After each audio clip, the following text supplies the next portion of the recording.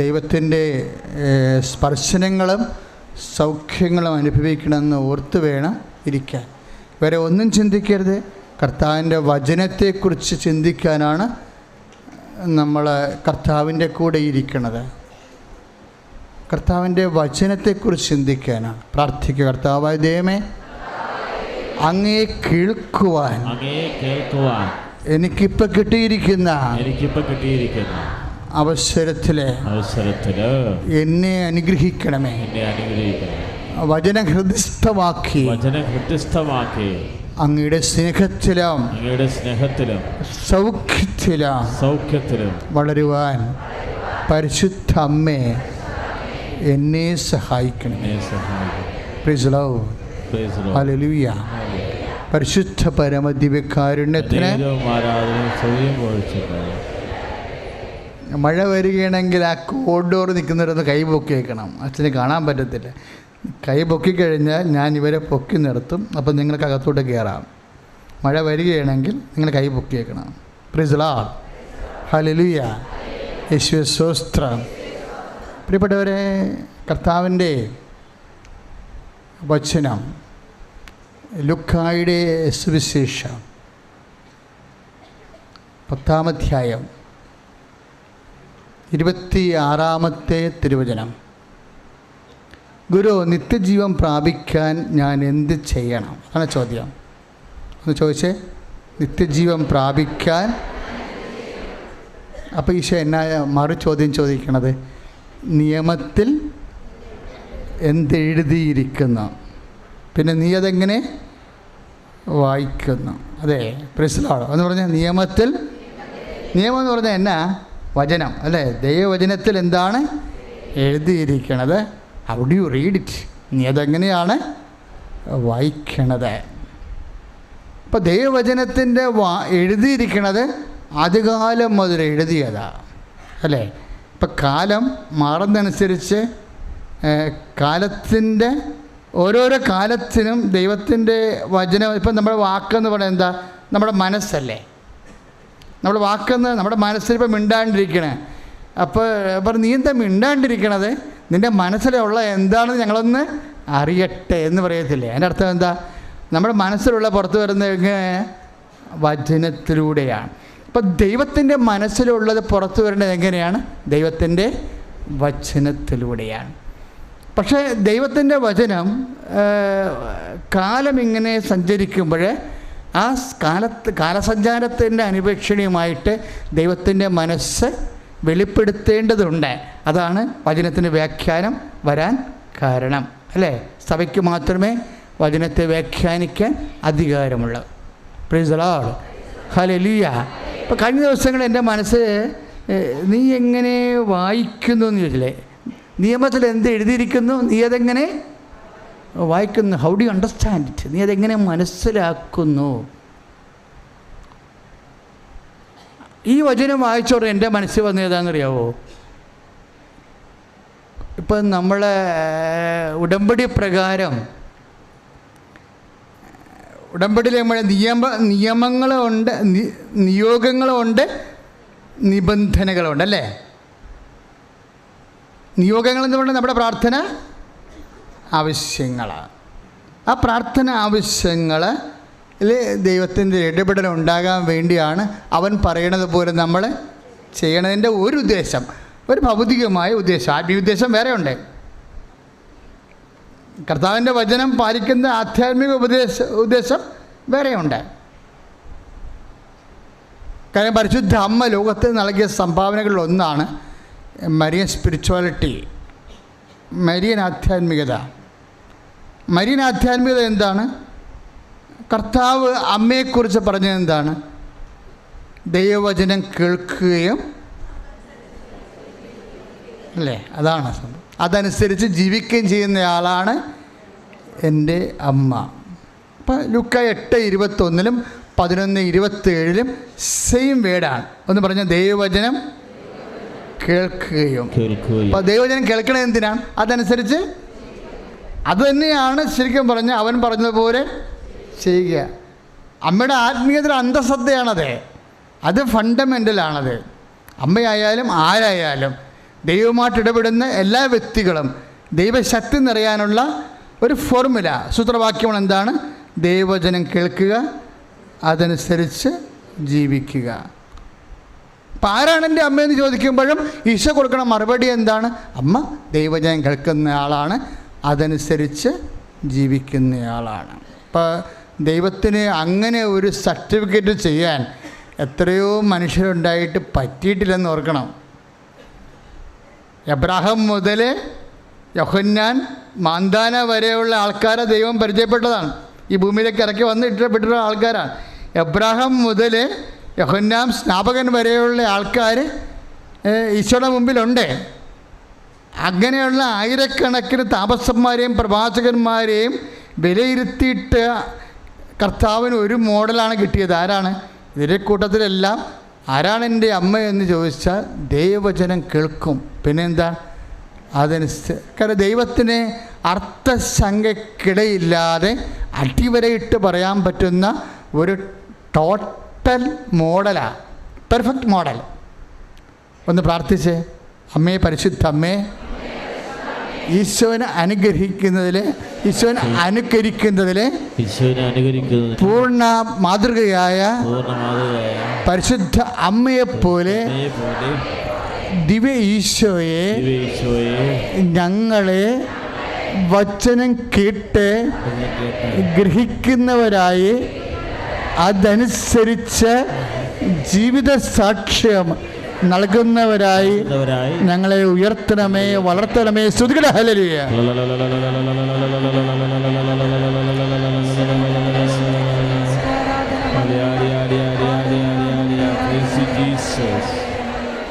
പരിശുദ്ധ പരമദിവ്യകാരുണ്യത്തിന്,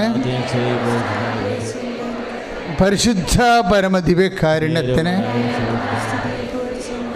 അപ്പോൾ ഈ വചനത്തിന് എപ്പോഴും, ഇപ്പം നമ്മൾ വചനം കേട്ട് അതനുസരിച്ച് നമ്മൾ ജീവിക്കണ്ടേ. അപ്പോൾ വചനത്തിന് എപ്പോഴും ഉണ്ടാകുന്നൊരു വിഷയം, വചനത്തിന് എപ്പോഴും രണ്ട് ഭാഗമുണ്ടാകും. എന്താണ്? പിഴുതെറിയുകയും ചെയ്യും, നട്ട് പിടിപ്പിക്കുകയും ചെയ്യും. പിഴുതെറുതുകയും ചെയ്യും, നട്ട്. വചനം പാലിക്കുന്നവരും വചനം സീരിയസ് ആയിട്ട് എടുക്കുന്നവരുമെല്ലാം വചനത്തിൻ്റെ രണ്ട് ആക്ഷൻ പഠിക്കണം. രണ്ട് ലക്ഷ്യം എന്താണ്? പിഴുത് എറിഞ്ഞാൽ മാത്രം പോരാ, പിന്നെ എന്ത് ചെയ്യണം? നട്ട് പിടിപ്പിക്കണം. ഇപ്പം ജെറമിയയുടെ പ്രവചനം എന്താണ്? ഞാൻ എൻ്റെ വചനം നിൻ്റെ നാവിൽ നിക്ഷേപിക്കുന്നു. എന്തിനു വേണ്ടിയാണ്? പിഴുതെറിയാനും നട്ട് പിടിപ്പിക്കാനും, ഇട്ടിച്ച് തകർക്കാനും പണിത് ഉയർത്താനും. Price the Lord. ഇപ്പോൾ രണ്ട് ആക്ഷൻ വേണം വചനത്തിൽ. ഇപ്പോൾ ദൈവവചനം കേൾക്കുകയും അതനുസരിച്ച് ജീവിക്കുകയും ചെയ്യണമെന്ന് പറയുമ്പോൾ ആ ദൈവവചനം കേട്ടതിന് ജീവിക്കുമ്പോൾ ഈ ഡബിൾ പ്രോസസ്സിലൂടെയാണ് അത് പൂർണ്ണമാകണത്. ജെറമ്യാ 1:10 അനുസരിച്ച് കൊണ്ട് എന്താണ്? ദൈവവചനം കേൾക്കുകയും അതനുസരിച്ച് ജീവിക്കുകയും ചെയ്യുമെന്ന് പറയുമ്പോൾ ദൈവവചനം കേൾക്കണത് എന്തിനാണ്? പിഴുതെറിയാൻ. പിന്നെ എന്തിനാണ്? നട്ട് പിടിപ്പിക്കാൻ. ദൈവവചനം കേൾക്കണത് എന്തിനാണ്? ഇടിച്ച് തകർക്കാൻ. പിന്നെ എന്തിനാണ്? പണിത് ഉയർത്താൻ. പ്രാർത്ഥിക്കുക. കർത്താവ് ദൈവമേ, ജെറമ്യ 1:10 അനുസരിച്ച് പിഴുതെറിയാനും നട്ടു വളർത്താനും ഇടിച്ചു തകർക്കാനും പണിതുയർത്താനും ഞങ്ങളുടെ നാവിലെ ജെറമ്യായെപ്പോലെ വചനം നിക്ഷേപിക്കണമേ. സ്തുതിക്കട്ടെ. ഹല്ലേലൂയ. കരങ്ങൾ ഉയർത്തിക്കൊണ്ട് സ്തുതിക്കട്ടെ. കർത്താവേ, അങ്ങയുടെ വചനം ഞങ്ങളുടെ ഹൃദയങ്ങളിൽ എഴുതിച്ചേർക്കണമേ. വചനം മാംസമായ കർത്താവേ, വചനം ഞങ്ങൾ എഴുതിച്ചേർക്കണമേ. തെറ്റിദ്ധരുത്തലിനും ശാസ്ത്രത്തിനും പ്രബോധനത്തിനും മാനസാന്തരത്തിനും കർത്താവേ ഉപകരിക്കണമേ. ഹല്ലേലൂയ. കരങ്ങൾ അടിച്ചോണ്ട് പാടാം. പരമദിവ്യകാരുണ്യത്തിന് ഇപ്പോൾ കർത്താവിൻ്റെ ഒരു വചനമുണ്ട്, കൊല്ലരുത്. ഇല്ലേ? കൊല്ലരുത്. മത്തായി 5:41 വചനമാണ്. അപ്പോൾ കൊല്ലരുത് എന്ന് പറയുമ്പോൾ ആ വചനം പൂർണ്ണമാകുന്നത് എങ്ങനെയാണ്? അതിൻ്റെ ഓപ്പോസിറ്റ് എന്താ? പിഴുതെറിഞ്ഞാൽ പോരല്ല, പിന്നെ എന്ത് ചെയ്യണം? നട്ടുപിടിപ്പിക്കണ്ടേ? ഇടിച്ച് ചേർത്താൽ പോരാ, പിന്നെ എന്താണ്? അപ്പോൾ കൊല്ലരുത് എന്നുള്ളതിൻ്റെ പോസിറ്റീവ് എന്താ? ജീവിപ്പിക്കണമെന്ന് കൂടിയാ. Price the lord, hallelujah. ഇപ്പോൾ ആമസോൺ കത്തി അമർന്നു ഇല്ലേ? ആമസോൺ കത്തി വനം നശിപ്പിക്കരുത് എന്ന് പറഞ്ഞാൽ അതിൻ്റെ അർത്ഥം എന്താണ്? വനം വെച്ച് പിടിപ്പിച്ച് ജീവിപ്പിക്കണം തന്നെയാണ് അല്ലേ? അവർ കാർഷികമായ ഭൂമി ഉണ്ടാകാൻ വേണ്ടി, കൃഷിഭൂമിക്ക് വേണ്ടി തീയിട്ടതാ. ഫയർ ബെൽറ്റൊക്കെ ഇട്ടിട്ടാണ് അവർ ബ്രസീൽ സർക്കാർ അത് ചെയ്തത്. പക്ഷേ ബ്രസീൽ സർക്കാർ എന്ന് പറഞ്ഞാൽ ആമസോണിൻ്റെ ഉടമസ്ഥരല്ല. നമ്മൾ സഖ്യപർവ്വതത്തിൻ്റെ ഉടമസ്ഥരാണോ? അല്ല. ലോക പൊതുസമൂഹമാണ് സഖ്യപർവ്വതത്തിൻ്റെ അവകാശികൾ. ഇവിടെയെല്ലാം പ്രകൃതിക്ക് ദൈവം നൽകിയിട്ടുള്ള എല്ലാം ഒരു സംസ്ഥാനത്തിൻ്റെയും രാജ്യത്തിൻ്റെയും അല്ല. ദൈവം കൊല്ലരുത് എന്ന് പറഞ്ഞാൽ അതിൻ്റെ അർത്ഥം എന്താണ്? സംരക്ഷിക്കണമെന്നാണ്. എത്ര കിളികളാണ്, എത്ര കടുവ, എത്ര പാമ്പുകളാണ് ഈ ആമസോണിൽ ചത്ത് മരന്നു പോയത്. അതിനൊക്കെ ജീവിപ്പിക്കേണ്ടി വരും നമ്മൾ. അതിനെല്ലാത്തിനെയും മനുഷ്യരാശി നഷ്ടപ്പെട്ടതിനെല്ലാം ദൈവവചനമെന്ന് പാലിക്കുമെന്ന് പറയുമ്പോൾ നമ്മളവർക്ക് അതൊരു വ്യക്തിപരമായ ഒരു നിർദ്ദേശം മാത്രമല്ലാതെ അത് ഈ ഭൂമി എക്കാലവും തലമുറകൾ തോറും നിലനിൽക്കാനുള്ള ദൈവത്തിൻ്റെ സ്നേഹത്തിൻ്റെ സംരക്ഷണത്തിൻ്റെ നിയമാവലിയാണ്. സ്തുതിക്കട്ടെ, ഹല്ലേലൂയ.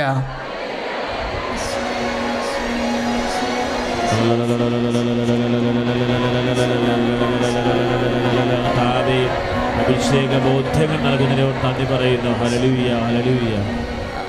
അപ്പം നമ്മൾ കൃഷിയൊക്കെ ചെയ്യുമ്പോൾ ഓർക്കണം, അത് ജീവസന്ധാരണത്തിൻ്റെ ഭൗതികമായ ഒരു വശം മാത്രമല്ല, ദൈവത്തിൻ്റെ വചനം നട്ടുപിടിപ്പിക്കുന്ന, കൊല്ലരുതെന്ന് പറഞ്ഞ് ജീവിപ്പിക്കുന്ന, നമ്മൾ ജീവിക്കുകയും മറ്റുള്ളവർ ജീവിപ്പിക്കുകയും ചെയ്യുന്ന എല്ലാ സുവിശേഷ സംരംഭങ്ങളും എന്താണ്?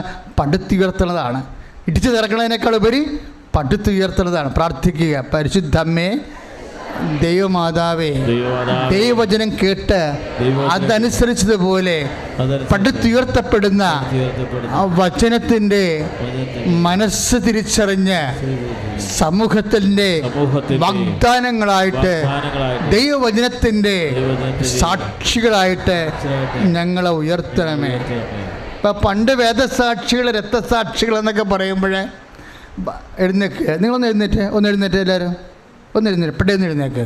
സ്തുതിയുടെ ഹല്ലേലൂയ, യേശുവേ സ്തോത്രം, ഹല്ലേലൂയ. എല്ലാവരും എഴുന്നേറ്റ്. സ്തുതിയുടെ ഹല്ലേലൂയ, ഹല്ലേലൂയ. അകത്തോട്ട് കയറത്തില്ലേ? പുറത്ത് നിൽക്കുന്ന അകത്തോട്ട് കയറത്തില്ല. എല്ലാവരും എഴുന്നേൽക്കട്ടെ. സ്തുതിയുടെ ഹല്ലേലൂയ, ഹല്ലേലൂയ. എല്ലാവരും എഴുന്നേറ്റ് നിന്ന് മനമുയർത്തി കരമുയർത്തി സ്തുതിച്ച് പ്രാർത്ഥിക്കട്ടെ. പുറത്തേക്ക് അകത്തോട്ട് കയറട്ടെ. പുറത്ത് നിൽക്കുന്നവർ അകത്തോട്ട് കയറട്ടെ.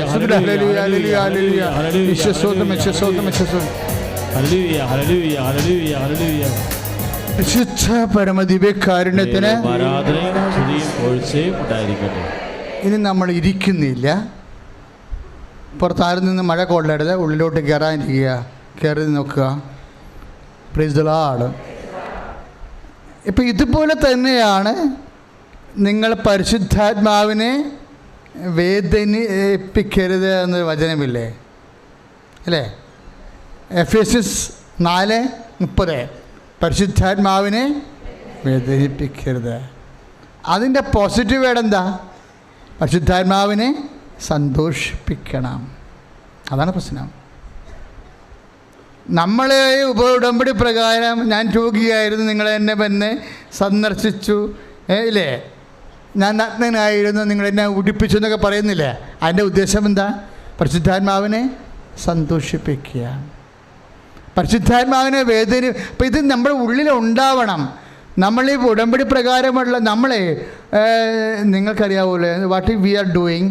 നമ്മൾ സൃഷ്ടാവിൻ്റെ പ്രതിച്ഛായക്ക് അനുസരിച്ച് നമ്മൾ പൂർണ്ണത നേടിക്കൊണ്ടിരിക്കുകയാണ്. വചനത്തിൻ്റെ നിയമത്തിൻ്റെ ഒക്കെ ഉദ്ദേശം എന്താണ്?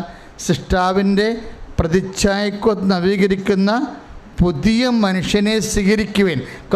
ഇപ്പം കൊളോസ്യസ് 3:10 കൊളോസ്യസ് 3:10, 11, 12 3-ാം അധ്യായം. സൃഷ്ടാവിൻ്റെ പ്രതിച്ഛായക്കൊത്ത് നവീകരിക്കുന്ന പുതിയ മനുഷ്യനെ സ്വീകരിക്കുവാൻ. ഈ പുതിയ മനുഷ്യൻ നമ്മൾ എങ്ങനെ സ്വീകരിക്കണത്?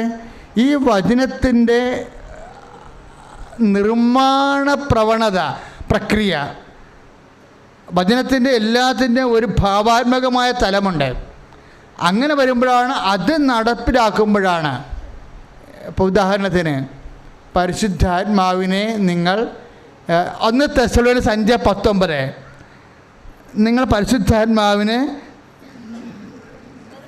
നിർവീര്യമാക്കരുത്, അല്ലേ? പ്രൈസ് ദി ലോർഡ് എന്ന് പറഞ്ഞ പരിശുദ്ധാത്മാവിനെ. അപ്പോൾ അതിൻ്റെ ഭാവാത്മക തലം എന്താ? പരിശുദ്ധാത്മാവിനെ ശക്തിപ്പെടുത്തണം, അല്ലേ? പരിശുദ്ധാത്മാവിനെ നിർവീര്യമാക്കാതിരുന്നിട്ട് പാത്രം കഴുകി വെച്ചാൽ മാത്രം ഭക്ഷണം കിട്ടുമോ? പാത്രം കഴുകേണ്ട ഉദ്ദേശം എന്താ? ഭക്ഷണം വിളമ്പി കഴിക്കാൻ വേണ്ടിയാണല്ലേ. അപ്പോൾ അതിൻ്റെ ഒരു സൈഡ് മാത്രമായി കഴിഞ്ഞാൽ പാത്രം കഴുകിയതുപോലെ ഇരിക്കുകയുള്ളൂ. അതിൻ്റെ ഉദ്ദേശം എന്താ? സ്രഷ്ടാവിൻ്റെ പ്രതിച്ഛായക്കൊത്ത് നവീകരിക്കപ്പെടുന്ന പുതിയ മനുഷ്യനെ സ്വീകരിക്കാൻ വേണ്ടി പറയുമ്പോൾ, ഈ പുതിയ മനുഷ്യനിലേക്കുള്ള വളർച്ച എന്ന് പറഞ്ഞാൽ ആരിലേക്കുള്ള വളർച്ചയായിരിക്കും? യേശുവിലേക്കുള്ള വളർച്ച. സൃഷ്ടാവിൻ്റെ പ്രതിച്ഛായക്കൊത്ത് നവീകരിക്കപ്പെട്ട പുതിയ മനുഷ്യനാരാണ്? ഈശോയാണ്. ഈശോയ്ക്കുള്ള വളർച്ചയിൽ ഉടമ്പടി എന്താ ചെയ്യണത്? മരിയൻ മെത്തേഡുകൾ ഉപയോഗിക്കുന്നു. അതാണ് പ്രശ്നം. പറഞ്ഞ മനസ്സിലായില്ലേ? ഉടമ്പടി പ്രകാരം നമ്മളെന്താ ചെയ്യണത്? മരിയൻ മാതൃക ഉൾക്കൊണ്ടുകൊണ്ട് സൃഷ്ടാവിൻ്റെ പ്രതിച്ഛായത്തിലേക്ക് നമ്മൾ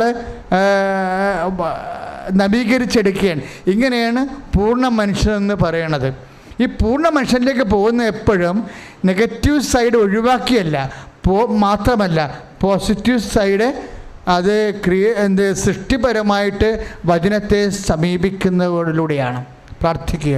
കർത്താവായ ദൈവമേ, രചനാത്മകമായി സൃഷ്ടിപരമായി വചനത്തെ സമീപിക്കുവാൻ ജീവിത വിജയം, ജീവിത മാതൃക, പരിശുദ്ധമ്മയുടെ മാതൃക സ്വീകരിച്ചുകൊണ്ട് യേശുവിലേക്ക് എത്തിച്ചേർന്ന് പുതിയ മനുഷ്യനാകുവാൻ ഞങ്ങൾ ഉടമ്പടി ചെയ്തിരിക്കുന്ന ഉടമ്പടി പ്രകാരം ദൈവ സ്വപ്നങ്ങളെ സാക്ഷാത്കരിക്കുവാൻ ഞങ്ങളെ സഹായിക്കണമേ.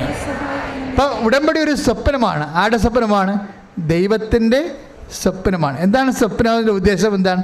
സൃഷ്ടാവിൻ്റെ കൊളോസ്യസ് 3:10 അനുസരിച്ച് കൊണ്ട് സൃഷ്ടാവിൻ്റെ പ്രതിച്ഛായക്കൊത്ത് നവീകരിക്കുന്ന പുതിയ മനുഷ്യനാകണം. ഈ പുതിയ മനുഷ്യനാകാൻ വേണ്ടി നമ്മളെന്താ ചെയ്യണത്?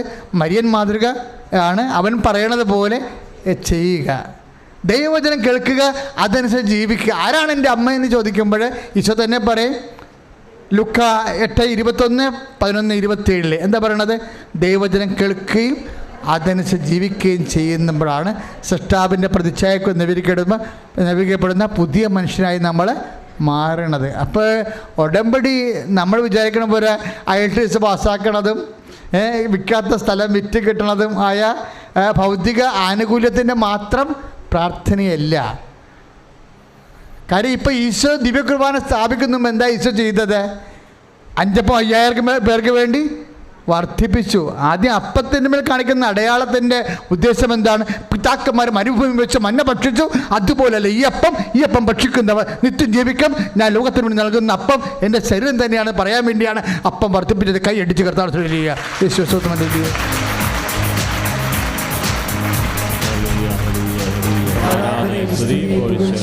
പരിശുദ്ധ പരമദിവ്യകാരുണ്യത്തിന്.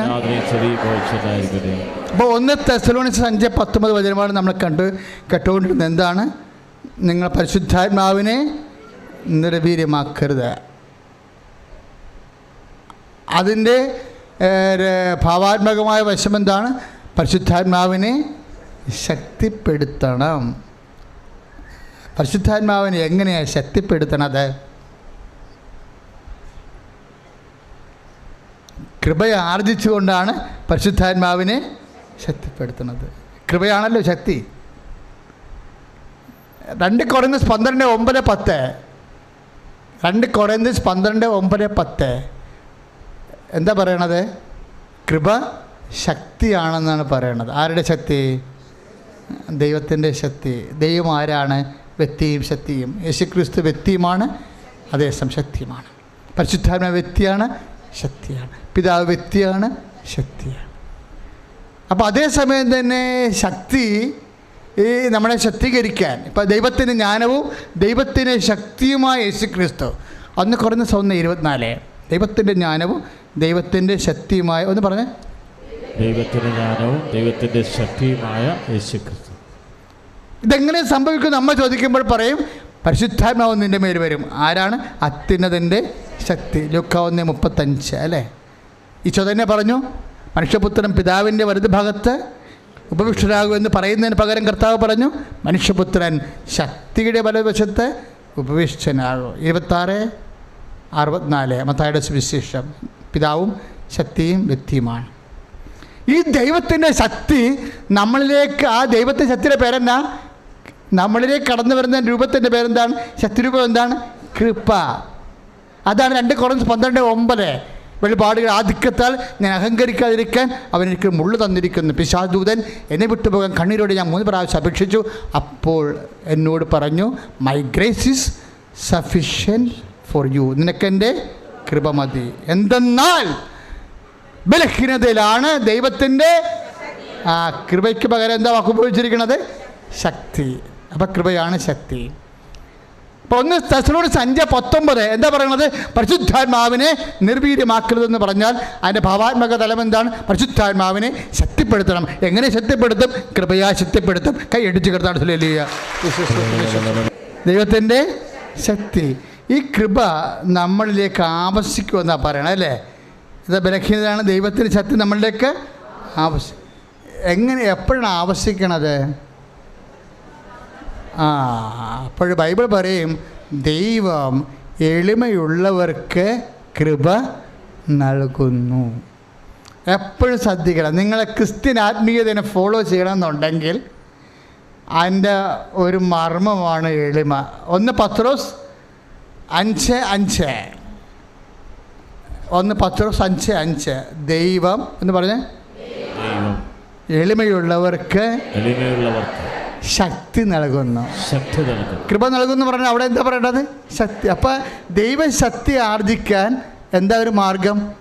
എളിമ. അതൊരു പ്രശ്നമുണ്ട്. അത് നമ്മൾ ഈ ദൈവത്തിന് എളിമപ്പെടുത്താൻ വേണ്ടി നമ്മൾ കാത്തിരിക്കരുത്. നമ്മൾ അഡ്വാൻസ് ആയിട്ട് തന്നെ എളിമപ്പെട്ടേക്കണം. പറഞ്ഞ മനസ്സിലായില്ലേ? നമ്മൾ എളിമപ്പെടാൻ, ഇപ്പം ദൈവം വന്നിങ്ങനെ ബലം പ്രയോഗിച്ച് എളിമപ്പെടുത്താൻ വേണ്ടി, അപ്പോൾ ദൈവത്തിന് ആ പരിപാടി ഉണ്ടേ. നമ്മളെ ശക്തിപ്പെടുത്തണം വിചാരിച്ചു കഴിഞ്ഞാൽ നമുക്കതിനെക്കുറിച്ച് ഐഡിയ ഇല്ലെന്നുണ്ടെങ്കിൽ ദൈവം ബലം പ്രയോഗിച്ച് എളിമപ്പെടുത്തും. അത് മണ്ടത്തരമാണ്. നിയമാവർത്തനം 8:3 ഇല്ലേ? നിയമാവർത്തനം 8:3 എന്നാ പറയണത്?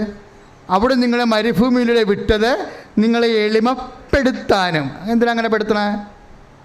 മര്യാദക്ക് നിൽക്കാൻ പറ്റില്ലേ? അപ്പം നമ്മൾ എളിമപ്പെടുന്നില്ലെങ്കിൽ ദൈവത്തിന് എളിമപ്പെടുത്തേണ്ടി വരും. ഇപ്പം ചില ബിസിനസ് തകർച്ച, ചില ജോലി പോയി. ഇപ്പം ഇന്നലെ ഒരു ദിവസം സാക്ഷി പറഞ്ഞു, ഒരു മോള് സാക്ഷ്യം പറഞ്ഞു, എന്താ, ഞാൻ IELTS തോറ്റുപോയി. ഞാൻ ഇംഗ്ലീഷ് മീഡിയത്തിൽ പഠിച്ച ആളാണ്, കർണാടകയിൽ ജോലി ചെയ്ത ആളാണ്. ഞാനിപ്പോൾ ഗൾഫിൽ ഇവിടെയാണ് ജോലി ചെയ്യണത്, ഇവിടെ സൗദിയിലാണ് ജോലി ചെയ്യണത്. ഞാൻ LKG മുതൽ മൊത്തം ഇംഗ്ലീഷാണ് പഠിച്ചത്. ഞാൻ അവളുടെ ആ മോളുടെ സാക്ഷ്യം നല്ല രസമാണ് കേൾക്കാൻ. ഞാൻ LKG മുതൽ ഇംഗ്ലീഷാണ്. ഇവിടുത്തെ ഇംഗ്ലീഷ് കഴിഞ്ഞപ്പോൾ ഞാൻ, പിന്നെ എൻ്റെ പഠനം കഴിഞ്ഞപ്പോൾ ഞാൻ കർണാടകയിൽ ജോലി, അവിടെ ഇംഗ്ലീഷാണ് ഉപയോഗിച്ചത്. കർണാടകയിൽ നിന്ന് ഞാൻ സൗദിയിൽ പോയി, അവിടെ ഇംഗ്ലീഷാണ് ഉപയോഗിച്ചത്. ഇപ്പോൾ എനിക്ക് UK പോകണം. അപ്പോൾ അതിന് ഞാൻ IELTS എഴുതി. ഒരു പ്രാവശ്യം തോറ്റു, അടുത്ത പ്രാവശ്യം കിട്ടുമെന്ന് വിചാരിച്ചു, അപ്പോഴും തോറ്റു. അപ്പോഴീ മലയാളം മീഡിയമൊക്കെ ജയിക്കണം കണ്ടപ്പോൾ എനിക്ക് വിറഞ്ഞെന്ന്. അവളത് പറഞ്ഞില്ല, അവളെപ്പോലെ പറഞ്ഞ വേറെ കൊച്ചിന് എനിക്കറിയാം. അപ്പം ഞാൻ ചില IELTSകാരോട് ചോദിക്കും, എടി നീ മലയാളം മീഡിയമാണോ ഇംഗ്ലീഷ് മീഡിയമാണോ? ഞാൻ മലയാളം മീഡിയം. ഞാൻ നമിച്ചിരിക്കുക. കാര്യം എന്താ? ഫുൾ ടൈം ഇംഗ്ലീഷ് മീഡിയം പഠിച്ച ആൾക്കാർ, ചില ആൾക്കാർക്ക് മുടി വിളിച്ച് കിട്ടണില്ല. അപ്പം മലയാളം മീഡിയക്കാർക്ക് എങ്ങനെ കിട്ടണത്? കൃപയാലേ. സ്തുതിയുടെ ഹല്ലേലൂയ, ഹല്ലേലൂയ, ഹല്ലേലൂയ. കരങ്ങൾ ഉയർത്തിക്കൊണ്ട് സ്തുതിക്കട്ടെ. കർത്താവേ, യോഗ്യതാ പരീക്ഷ എഴുതുന്നവരെ,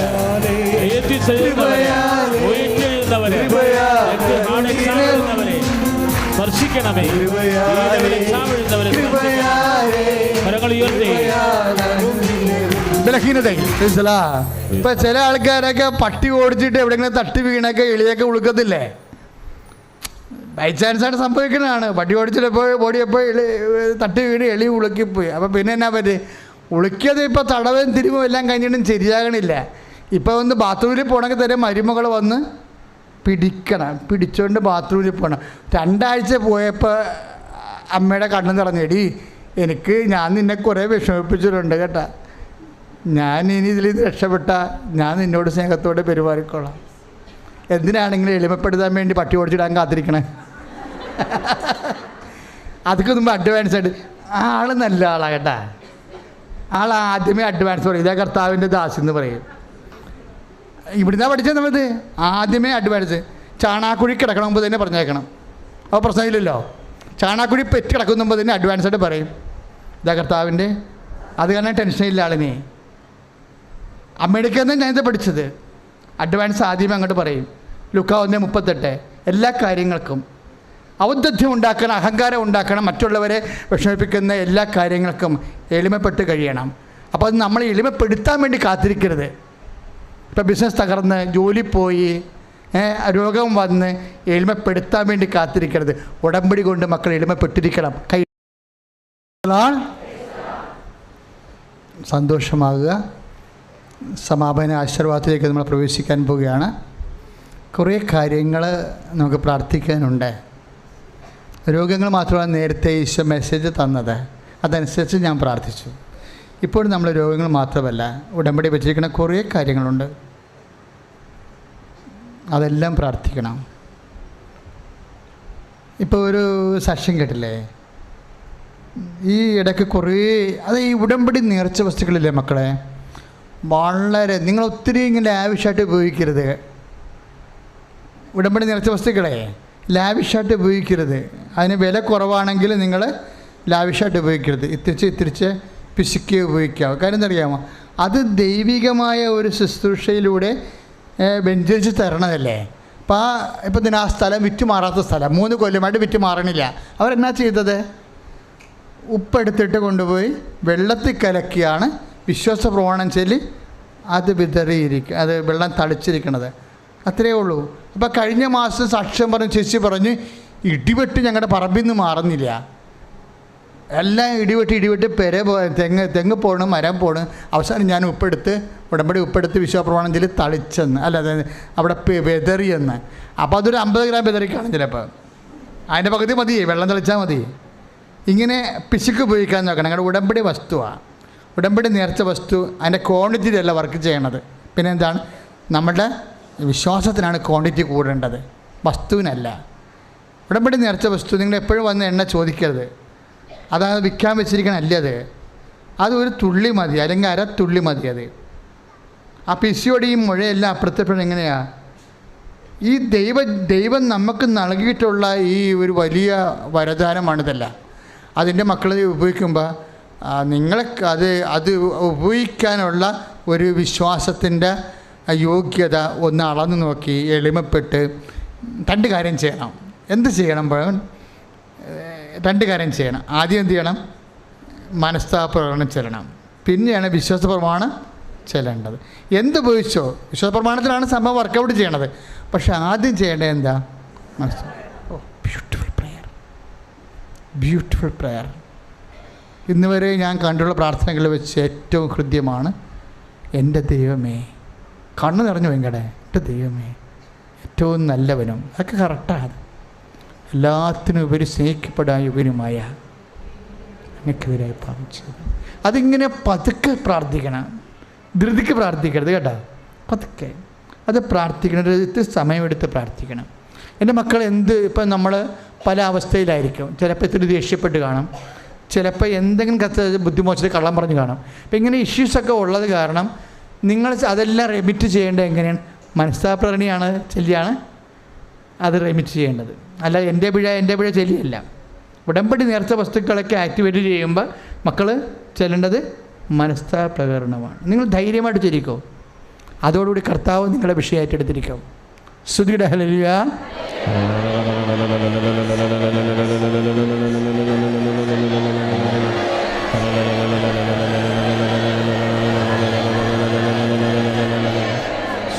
സ്പർശിക്കണമേ കർത്താവേ, സ്പർശിക്കണമേ. പിന്നെ എന്നെ സാക്ഷിയാക്കണമേ എന്ന് പ്രാർത്ഥിക്കണം. എന്നെ സാക്ഷിയാക്കണമേ. ഇവിടെ വന്ന് സാക്ഷ്യം പറയണം മാത്രമല്ല, എല്ലായിടത്തും നിങ്ങൾ കർത്താവെ നിൻ്റെ സാക്ഷിയാക്കണേ. ഇപ്പം ഇന്നലെ ഒരു DGPയുമായിട്ട് ഞങ്ങൾ സംസാരിക്കേണ്ടി വന്നപ്പോൾ അദ്ദേഹം ബഹുമാനത്തോടെ പറഞ്ഞു, ഫാദർ ഒരു പത്രം കൊടുത്തിട്ട് 20 പേർക്ക് അത് കൊടുക്കാൻ വേണ്ടി കൊടുക്കുന്ന ആളോട് പറഞ്ഞാൽ എന്താ കുഴപ്പമെന്ന് ചോദിച്ചു. ഞാൻ പറഞ്ഞു കുഴപ്പമൊന്നുമില്ല. ഒരു പത്രം കൊടുത്തിട്ടേ ഒരാളിന് 20 ഒരാൾക്ക് കൊടുത്തു, അയാൾ വായിച്ച് കഴിയുമ്പോൾ അയാൾക്ക് നിന്ന് വാങ്ങിച്ചിട്ട് വേറെ ആൾക്കാർക്ക് കൊടുത്തു. ഞാൻ പറഞ്ഞു അങ്ങനെയും ചെയ്യാം. ഇത് ഇപ്പം ചെയ്തിരിക്കുന്നതിൻ്റെ ഉദ്ദേശം എന്ന് പറയുന്നത് നിങ്ങളെ എളിമപ്പെടുത്താൻ വേണ്ടി കൂടിയാണ്. നിങ്ങൾ ഏത് ഉന്നതമായ നിലവാരത്തിൽ ജീവിക്കുന്ന ആളായാലും 10 രൂപ പിടിച്ച് കർത്താവിൻ്റെ മുമ്പിൽ കർത്താവിൻ്റെ പേരിൽ 10 വ്യക്തികൾക്ക് കൊടുക്കുമ്പോൾ നിങ്ങൾ ആർക്കും പറഞ്ഞു കൊടുപ്പിക്കരുത്. വേറെ ഇങ്ങനെ ഈ മറ്റുള്ളവരെ കൊടുത്തുകൊണ്ട് ആരെയും ഏജൻസി വെക്കരുത്. പ്രേക്ഷിത പ്രവർത്തനത്തിന് ഏജൻസി വെക്കരുത്. നിനക്ക് തന്നെ ചെയ്യാനാണ് തന്നിരിക്കുന്നത്. എന്തിനാണ് ഉദ്ദേശം? പ്രേക്ഷിത പ്രവർത്തനം ചെയ്യുക മാത്രമല്ല, ഈ എളിമയാണ് കൃപ തരണത്. മനസ്സിലായില്ലേ? എളിമപ്പെടുന്ന അനുസരിച്ച് കൊണ്ട് കർത്താവിൻ്റെ കൃപ നമ്മളിലേക്ക് വരും. അതൊരു എക്സർസൈസാണ്. പത്രം നിങ്ങൾ വാങ്ങി വിതരണം ചെയ്യുക എന്ന് പറയുമ്പോൾ ഉദ്ദേശിക്കുന്നത് എന്താണ്? നിങ്ങൾ ഇന്നുവരെ ചെയ്യാത്തൊരു ജോലിയാണ് ഇല്ലേ? സ്വന്തം പുസ്തകം പോലും എന്തുമാത്രം മാക്സിമം കുറച്ച് കൊണ്ടുപോകാൻ പറ്റും അങ്ങനെ കൊണ്ടുപോകുന്ന ആൾക്കാരാണ്. അപ്പോൾ അത് അങ്ങനെ വരുമ്പോൾ എന്നാ ചെയ്യണത്? ഈ 10 രൂപ പിടിച്ച് പോകുമ്പോൾ നാട്ടുകാരെന്നാ വിചാരിക്കും എന്ന് ഉള്ള വിഷയം ഉണ്ടാവുക. അപ്പോൾ നാട്ടുകാർ എന്നാ വിചാരിച്ചാലും കർത്താവ് ഈ തുണിയില്ലാണ്ട് കിടക്കുമ്പോൾ ഓർത്തിലല്ല മേരി മാഗ്ഡലിൻ എന്നാ വിചാരിക്കുമെന്ന്. താഴെ നിൽപ്പുണ്ടായിരുന്നില്ലേ പെണ്ണുങ്ങളൊക്കെ ഇല്ലേ? കണ്ട 6-7 പെണ്ണുങ്ങൾ താഴെ നിൽപ്പുണ്ടായിരുന്നു. ഈ തുണിയില്ലാതെ വിറക് കഷ്ണപ്പെടുത്തുമ്പോൾ ഈ താഴെ നിൽക്കുന്ന പെണ്ണുങ്ങൾ എന്നാ വിചാരിക്കുമെന്ന് വിചാരിച്ചിട്ടില്ല. ആൾ അപമാനമാണെങ്കിൽ അപമാനം അതൊക്കെ പെട്ട് എളിമപ്പെട്ട ആളാണ്. അവൻ്റെ ജോലിയാണ് നമ്മൾ ചെയ്യണത്. ആ ബോധം അവനെ ഓർക്കണം. എന്നാ ജോലി ചെയ്താലും നിൻ്റെ തറവാടിനെയും നിൻ്റെ കളറും നിൻ്റെ സൗന്ദര്യവും നിൻ്റെ വിദ്യാഭ്യാസവും അല്ല ഓർക്കേണ്ടത്. നീ ഓർക്കേണ്ടത് തുണിയില്ലാതെ ഈ വിറകഷ്ണത്തെ കിടന്നിട്ട് നമ്മളെ വീണ്ടെടുത്തവൻ്റെ മനസ്സോർക്കണം. അതുകൊണ്ട് ബൈബിൾ പറയണത് യേശുക്രിസ്തുവിൻ്റെ മനോഭാവം നിങ്ങൾക്കുണ്ടാവട്ടെ എന്ന്. പ്രേക്ഷിത പ്രവർത്തനം എന്ന് പറയണത് ഒരു പ്രവർത്തനത്തെക്കാളുപരി അതൊരു മനോഭാവമാണ്. എന്തിനാണ്? കർത്താവിൻ്റെ കൃപ നമ്മളിലേക്ക് വരാൻ പോകുന്നതിൻ്റെ ഒരു മനോഭാവം. പ്രാർത്ഥിക്കുക, കർത്താവായ ദൈവമേ കൃപയെ ആർജിക്കാനുള്ള മനോഭാവത്തിലേക്ക് എന്നെ പിഴുതരുകയും പടുത്തുയർത്തുകയും ചെയ്യണമേ. ഹല്ലേലൂയ.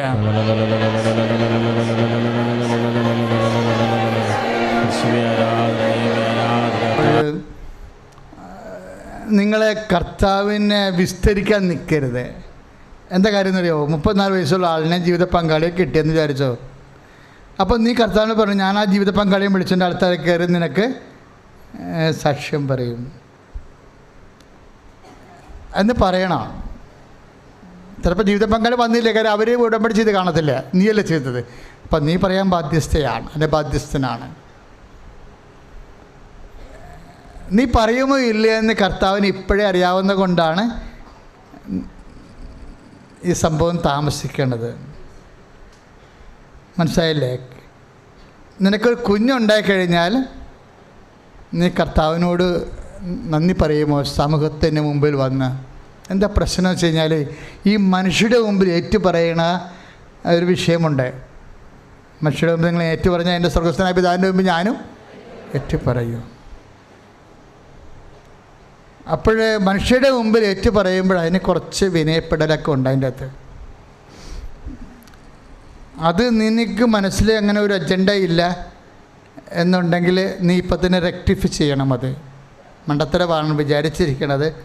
അതുകൊണ്ടാണ് അനുഗ്രഹം താമസിക്കണമെന്ന് മനസ്സിലാക്കിയിട്ട് മനസ്സിൽ ഈശോനോട് പറയണം. ഈശോ അച്ഛൻ പറഞ്ഞൊക്കെ എന്നെക്കുറിച്ചാണ്, എനിക്കങ്ങനെ ഒരു ചിന്ത ഉണ്ടെങ്കിൽ പേടിയാണ്, എനിക്ക് ചമ്മല, എന്നെ സഹായിക്കണം, നീ എന്നെ അനുഗ്രഹിച്ചാൽ ഞാൻ 10 വർഷം മുമ്പ് നിന്നെ സാക്ഷ്യപ്പെടുത്തിക്കൊള്ളാം എന്ന് പറയണം. അപ്പം നിനക്ക് ബ്ലീഡിങ് ഉണ്ടായി, അല്ലെങ്കിൽ നിനക്ക് വൈസ്റ്റ് ഡിസ്ചാർജ് ഉണ്ടായി. കർത്താവ് സുഖപ്പെടുത്താൻ തയ്യാറാണ്. പക്ഷേ നീ എന്താ ചെയ്യണമെന്നറിയാവോ? 17 കൊല്ലം നിൽക്കുന്ന വൈസ്റ്റ് ഡിസ്ചാർജ് കർത്താവ് ഇപ്പോൾ ഈ ആരാധന സുഖപ്പെടുത്തും. പക്ഷെ നീ അത് പറയത്തില്ല. എന്താ കാര്യം?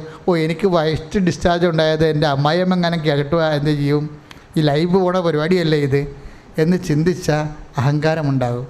എന്താ വെച്ചാൽ ഞാൻ നിന്നെ കുറ്റപ്പെടുത്തുകയല്ല, നീ രക്ഷപ്പെടാനുള്ള വഴികൾ പറഞ്ഞു തരികയാണ്. അപ്പോൾ ഈശോനോട് ഫ്ലാറ്റായിട്ട് പറയുക, ഈശോ നിനക്ക് വേണ്ടി ഞാൻ എന്ത് വേണമെങ്കിലും സഹിക്കും. പറഞ്ഞേ, ഈശോ നിന്റെ മഹത്വപ്പെടുത്താൻ ഞാൻ എന്ത് വേണമെങ്കിലും സഹിക്കും. എന്നെ സുഖപ്പെടുത്തണമേ, എനിക്ക് വിടുതൽ നൽകണമേ. സ്തുതിയുടെ ഹല്ലേലൂയ.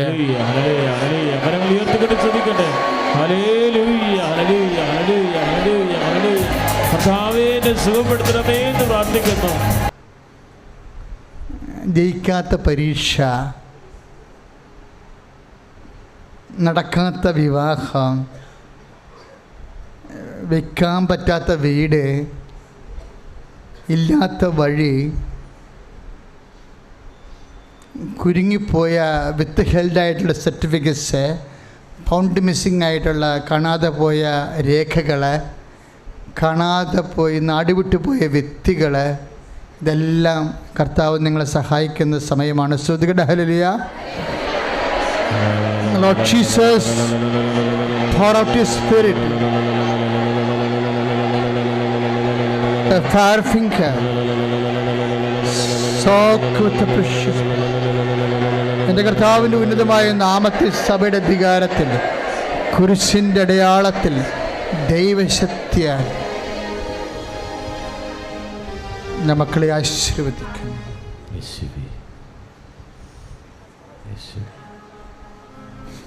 ഡേറ്റുകൾ ഓർക്കുക. കൃപാസനത്തിൻ്റെ ഏറ്റവും വലിയ അനുഗ്രഹങ്ങൾ ഒന്നാണ് ഡേറ്റ് ആൻഡ് ടൈം.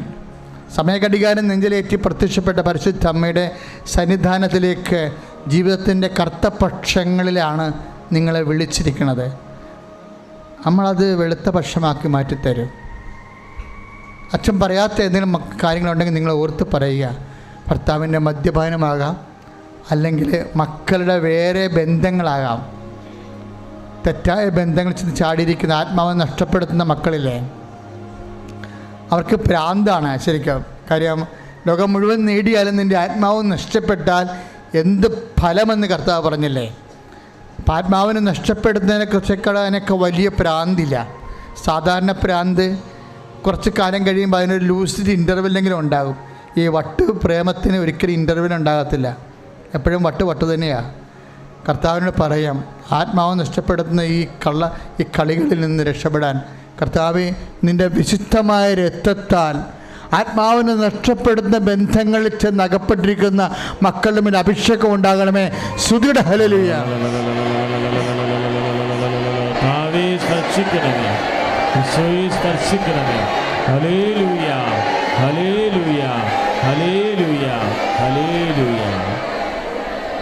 സാമ്പത്തിക കടങ്ങൾ കൃപാസനത്തിൻ്റെ ഏറ്റവും വലിയ പ്രാർത്ഥനകൾ ഒന്നാണ് സാമ്പത്തിക കടങ്ങൾക്ക് വേണ്ടിയുള്ള വിടുതൽ. അപ്പം എൻ്റെ മക്കൾ, നിങ്ങൾക്ക് വിൽക്കാനൊന്നുമില്ല അച്ഛാ, കൊടുക്കാനും ഒന്നുമില്ല അച്ഛാ, ആരും സപ്പോർട്ട് ചെയ്യാനും ഒന്നുമില്ലെന്ന് തന്നെ വിചാരിച്ചോ. 8 കോടി അല്ലെങ്കിൽ 2 കോടി കടമുണ്ട്, കിട്ടാവുന്നത് വാങ്ങിക്കാവുന്ന സ്ഥലങ്ങൾ നേരെ വാങ്ങിച്ചു, ഇനി നമുക്ക് ഒരു മാർഗവുമില്ലെന്ന് തന്നെ വിചാരിച്ചോ. അപ്പോഴും നമുക്ക് മാർഗമുണ്ട്. എന്താ കാര്യം? കർത്താവ് തന്നെയാണ് മാർഗം.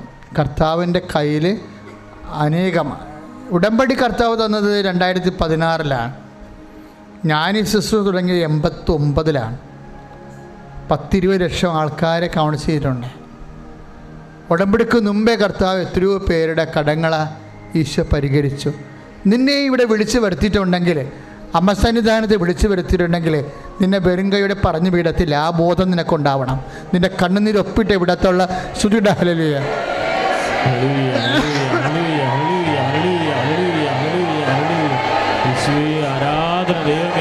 Lord Jesus, pour out His Spirit.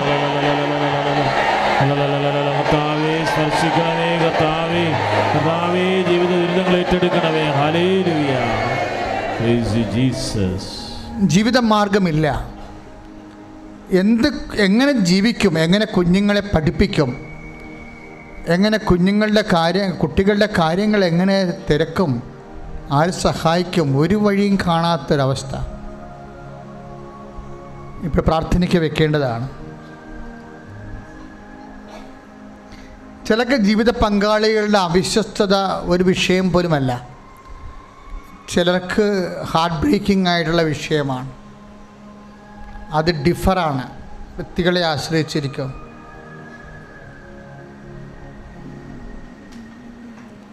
അതാത് വ്യക്തികൾ അനുഭവിക്കുന്ന മാനസിക തലങ്ങൾ, വൈകാരിക അവസ്ഥകളനുസരിച്ചാണ് കർത്താവ് നമ്മളെ സഹായിക്കുന്നത്.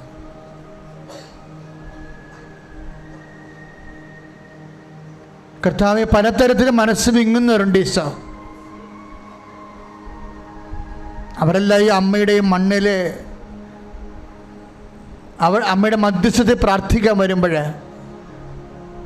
നിന്റെ തിരുമുറിവാർന്ന് വലത് കരത്താൽ മക്കളെ ആശീർവദിക്കണമെന്ന് പ്രാർത്ഥിക്കുന്നു ഈശോ. ദൈവത്തിൻ്റെ ശക്തി മക്കളിലേക്ക് ആവശ്യിക്കട്ടെ. സ്തുതിയുടെ ഹല്ലേലൂയ. കരങ്ങൾ ഉയർത്തിക്കൊണ്ട് സ്തുതിക്കട്ടെ. കർത്താവേ, വരുമാനം പൊട്ടിപ്പോയവര്, ജീവിത ദുരിതങ്ങൾ, മാർഗമില്ലാതെ വിഷമിക്കുന്നവര്, തീരാ സങ്കടത്തിൽ കഴിയുന്നവരെ തത്സമയം സ്പർശിക്കണമേ കർത്താവേ. സാക്ഷ്യം പറയുവാൻ അഭിഷേകം ചെയ്യണമേ. വൈവാഹിക വഴക്കുകൾ, ഡൈവേഴ്സിൻ്റെ വക്കിലെത്തിയിരിക്കുന്നവർ, കേസ് നടക്കാൻ പോകുന്നവർ, വക്കീൽ നോട്ടീസ് കൈപ്പറ്റിയിരിക്കുന്നവർ, കുടുംബ വഴക്കുകൾ നിലനിൽക്കുന്നവരെ, പാക ഉടമ്പടി നടക്കാത്തവർ,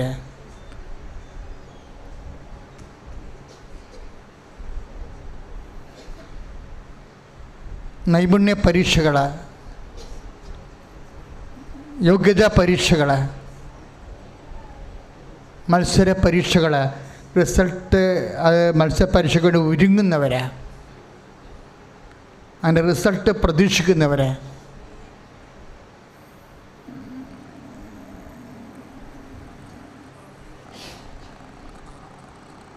മത്സര പരീക്ഷയ്ക്ക് വേണ്ടി, യോഗ്യതാ പരീക്ഷയ്ക്ക് വേണ്ടി ഡേറ്റ് എടുത്തിരിക്കുന്നവർ,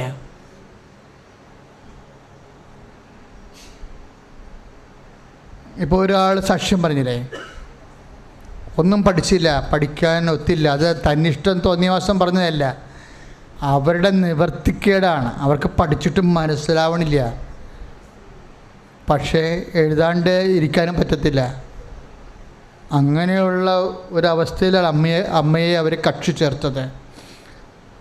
നീ തന്നിഷ്ടം കൊണ്ട് തോന്നിവാസം കാണിക്കരുത്, പക്ഷെ നിവർത്തിക്കേടുണ്ടെങ്കിൽ ഉള്ളതുപോലെ കണ്ണീരോടെ പറയണം, അമ്മേ പറ്റണില്ല എന്ന് പറയണം. അമ്മ സഹായിക്കും. Not by merit but by grace. നിൻ്റെ കഴിവാനല്ല, കർത്താവിൻ്റെ കൃപയാൽ. സ്തുതിയുടെ ഹല്ലേലൂയ. കരങ്ങൾ ഉയർത്തിക്കൊണ്ട് സ്തുതിക്കട്ടെ. ഹല്ലേലൂയ. കർത്താവേ, പ്രാർത്ഥിക്കുന്ന എല്ലാ കാര്യങ്ങളുടെ മേലും, കർത്താവേ, നമ്മളിൽ എല്ലാ നിയോഗങ്ങളുടെ മേലും, ഇവിടെ എല്ലാ സതിയിലായി പോയവരുണ്ട്. പൈസ പെട്രോൾ പോലെ ആവിയായി പോകുന്നു. 5 പൈസ കിട്ടാൻ പാടാണ്, കിട്ടിയാൽ തന്നെ പെട്ടെന്ന് ചിലവാകുകയും ചെയ്തിട്ട് ഇത് വല്ലാത്ത അവസ്ഥയിലെത്തിപ്പോകുന്ന ആൾക്കാർ, അറ്റുപോകുന്ന അവസ്ഥ, സമ്പത്ത് അറ്റുപോകുന്ന അവസ്ഥ. സ്തുതിയുടെ അവരുടെ മേൽ കർത്താവിന് കൃപ ചെയ്യാൻ വേണ്ടി സ്തുതിയുടെ ഹല്ലേലൂയ.